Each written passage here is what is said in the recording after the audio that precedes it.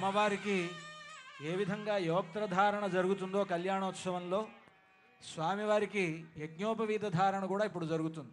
శ్రీ జగదాంపతే అనంతరాశ్రమ సిద్ధ్యర్థం ద్వితీయ యజ్ఞోపవీత ధారణం కుర్యాత్.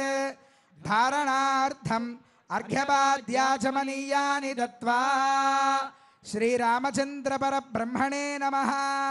ఇదమర్ఘ్యం సమర్పయామి, ఇదం పాద్యం సమర్పయామి, ఇదమాచమనీయం సమర్పయామి. ద్వితీయాశ్రమ సిద్ధి. ద్వితీయాశ్రమం అనంటే బ్రహ్మచర్యం నుండి గృహస్థు అవుతున్నాడు రామచంద్రమూర్తి. సీతమ్మ వారిని కళ్యాణం చేసుకొని ఆయన ఈనాటి నుండి ఆయన రెండో ఆశ్రమంలోకి, గృహస్థాశ్రమంలోకి ప్రవేశిస్తున్నాడు. అంతా యజ్ఞోపవీతాన్ని స్వామివారికి ధరింపజేస్తూ ముందుగా అర్చక స్వాములు మనకు ఆ యజ్ఞోపవీతాన్ని చూపిస్తూ ఉన్నారు. అంటే మన అందరికీ అలా చూపించడంలో ఉద్దేశం ఏమిటి అని అంటే మన అందరం స్వామికి ధరింపజేస్తున్నట్లు అనమాట భావించమని. ఆ స్వామివారికి సేవించండి. ఓం తద్విష్ణాః పరమం పదగం సదా పశ్యంతి సూరయః తద్విప్రాసో విపన్యవో జాగృవాన్ సస్సమింధతే విష్ణోర్యత్పరమం పదం. అలంకారార్థం సువర్ణ యజ్ఞోపవీత ధారణం కుర్యాత్. యజ్ఞోపవీతం మామూలు యజ్ఞోపవీతం ధరింపజేసిన తర్వాత బంగారు యజ్ఞోపవీతాన్ని స్వామివారికి ధరింపజేస్తున్నారు. అంతా సేవించుకోండి. అర్చక స్వాములు మీకు దర్శింపజేస్తున్నారు ఆ యజ్ఞోపవీతాన్ని. అంతా సేవిద్దాం. అలంకారార్థం సువర్ణ యజ్ఞోపవీత ధారణం కుర్యాత్.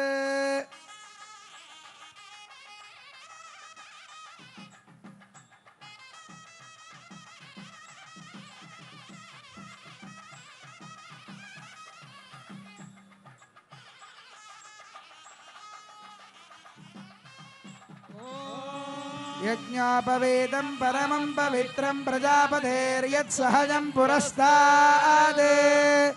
ఆయుష్యమగ్ర్యం ప్రతిముంచ శుభ్రం యజ్ఞోపవీతం ఫలమస్తు తేజః. సువర్ణ యజ్ఞోపవీత ధారణ ముహూర్త సుముహూర్తోస్తి భవంతో మహాంతో అనుగృహంతు. ధారణ ముహూర్త సుముహూర్తోస్తు. జయ బోలో రాజా రామచంద్ర భగవాన్ కీ. వరపూజాం కుర్యాత్. ఉత్తరాగ్రం కూర్చం నారాయణస్యాసనం దత్వా. యజ్ఞోపవీత ధారణ జరిగిన తర్వాత స్వామివారు రామచంద్రమూర్తికి వరపూజ జరుగుతోంది. ఈ వరపూజలో ముందుగా పాద ప్రక్షాళనం చేస్తారు.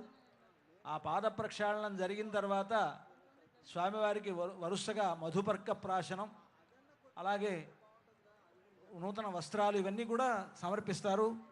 ఆ రకరకాలైనటువంటి ఆభరణాలు, బంగారు ఆభరణాలు ధరింపజేస్తారు. ఇదంతా కూడా వరపూజ అంటారు. ఆ పాద ప్రక్షాళనను అర్చక స్వామి నిర్వహిస్తున్నారు. మనంతా కూడా సేవిద్దాం. ఓం ప్రతద్విష్ణుస్తవతే వీర్యాయ మృగోన భీమః కుశరో గిరిష్ఠాః యస్యోర్షత్రిషు విక్రమణేషు అధిక్షయంతి భువనాని విశ్వా పరోమాత్రయా తనువావృధానా నతే మహిత్వమన్వశ్నువంతే ఉభేతే విద్మరజసే పృథివ్యా విష్ణో దేవత్వం పరమస్య విచ్చే.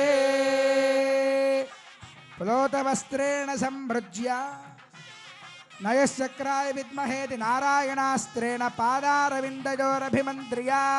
ఓం నయశ్చక్రాయ విద్మహే సహస్రజ్వాలాయ ధీమహి తన్నశ్చక్రః ప్రచోదయాత్. ఇమం మే గంగే దిత్యనువాకేన పుష్పోదకస్నపనం కుర్యాత్. ఓం ఇమం మే గంగే యమునే సరస్వతి సతద్రస్తోమకం సచతాపరిష్ణియా అసిక్నియా మరుత్వృధే వితస్తయార్జీకీయే శృణహ్యా సుషోమయా. అర్చత ప్రార్చత హిరణ్యరూపైతి ద్వాభ్యాం మంత్రాభ్యాం స్వర్ణాభరణైః దేవదేవం శ్రీరామచంద్రస్వామినమలంకృత్య. భరతునకు చేయిస్తి పచ్చల పతకము రామచంద్ర ఆ పతకమునకు పట్టే 10,000 వరహాలు రామచంద్ర. రామదాస్ గారు అంటారు, భరతుడికి పచ్చల పథకం చేయించాను. అదిగో పచ్చల పథకాన్ని మనకు దర్శింపజేస్తున్నారు అర్చక స్వాములు. ఈ పచ్చల పథకాన్ని రామచంద్రమూర్తికి ఇప్పుడు అలంకరిస్తారు. మామూలుగా ఆయన భరతుడికి కదా చేసింది, మరి రాముడికి ఎందుకు అలంకరిస్తారంటే భరతుడు ఆ రాముల్లోనే ఉన్నాడు, శంఖచక్రములుగా ధరించి ఉన్నాడు కదా.